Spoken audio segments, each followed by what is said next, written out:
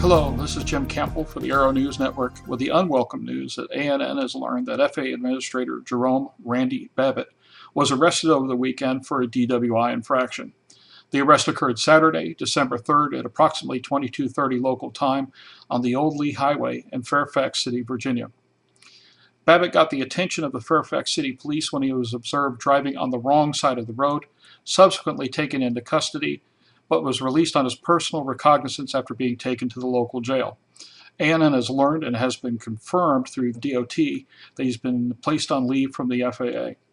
FAA personnel for the moment have very little to say about the matter and stated that they'd have a prepared statement shortly.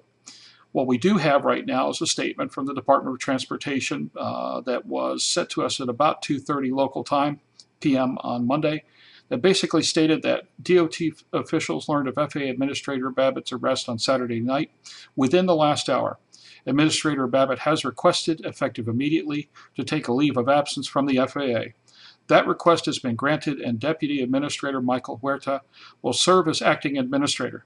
DOT officials are in discussions with legal counsel about FAA Administrator Babbitt's employment status. It's a harsh statement. For the moment, that we really don't know what's going to happen to the administrator. A friend of ours close to the current administration indicates that infractions like these usually are cause to ask for one's resignation. So in other words, we may wind up with a new FAA administrator in short order. This would not be a good thing for the aviation community, but obviously the infraction, if he is found guilty of it or pleads guilty to it at a later time, is quite serious and not to be taken lightly.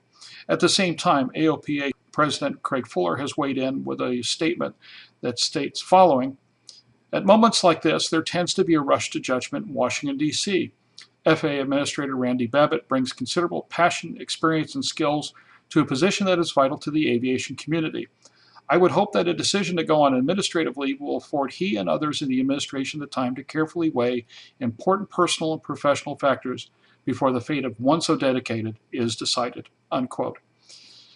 For the moment, we're going to keep our eyes and ears open. We'll see what happens down the line. It's highly probable, based on previous incidents of this type, that we're going to wind up with a new administrator.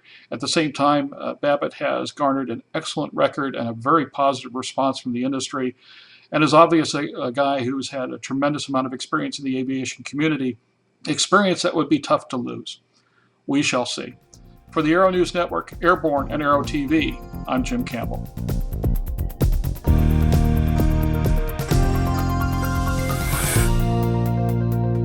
Aero-TV is brought to you by the DFC-90 all-digital attitude-based autopilot delivers significant performance and safety improvements over previous generation systems.